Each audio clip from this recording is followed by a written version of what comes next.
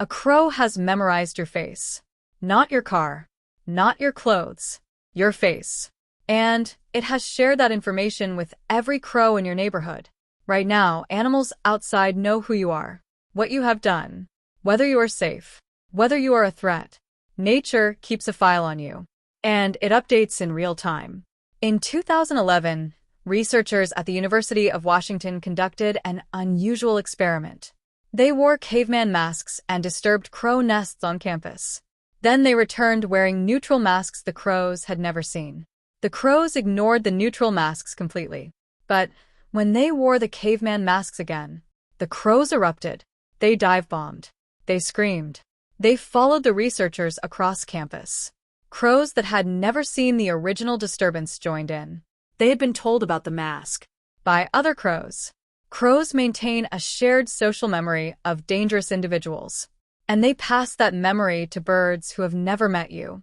Your face is in their archive, possibly for years. Crows can recognize up to hundreds of individual human faces. They distinguish between people who fed them, ignored them, and threatened them. And they treat each person differently based on that classification. They are running a social database, with you in it. Now, let us go to deer. Because deer show something even more unsettling. Deer in areas with regular human foot traffic learn to distinguish individual humans. Not humans as a category. Specific people. A deer startled by a specific jogger shows elevated alarm responses to that jogger, specifically. Even when other joggers on the same trail trigger no response. It remembers your smell, your sound, your silhouette. You are a recognized individual to the animals in your territory, not a human. You, specifically. Rabbits have a communication system most people never think about. When a rabbit detects a predator, it broadcasts a foot-thumping pattern that other rabbits decode instantly. The signal carries information about the threat type and its direction. Aerial predator, ground predator, human. Each triggers a different code.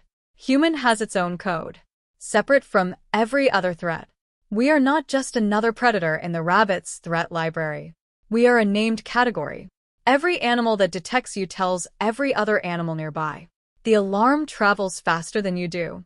By the time you reach a clearing, every animal already knows you are coming. The forest has been announcing your arrival for minutes. A single bird alarm call contains information about the threat size, speed, and direction. Different alarm calls for different threat categories. Other species listen and respond. Deer listen to birds. Squirrels listen to deer. The entire forest is one interconnected alarm network, and you're the most feared signal in it. The archive is not only for threats. It is for everything. The girl in Seattle who fed crows from age 4 found that crows began leaving gifts for her specifically. Buttons. Screws.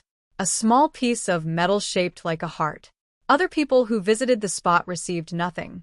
The crow had filed her as a benefactor and reciprocated. The file can also be changed. Reputation is not permanent.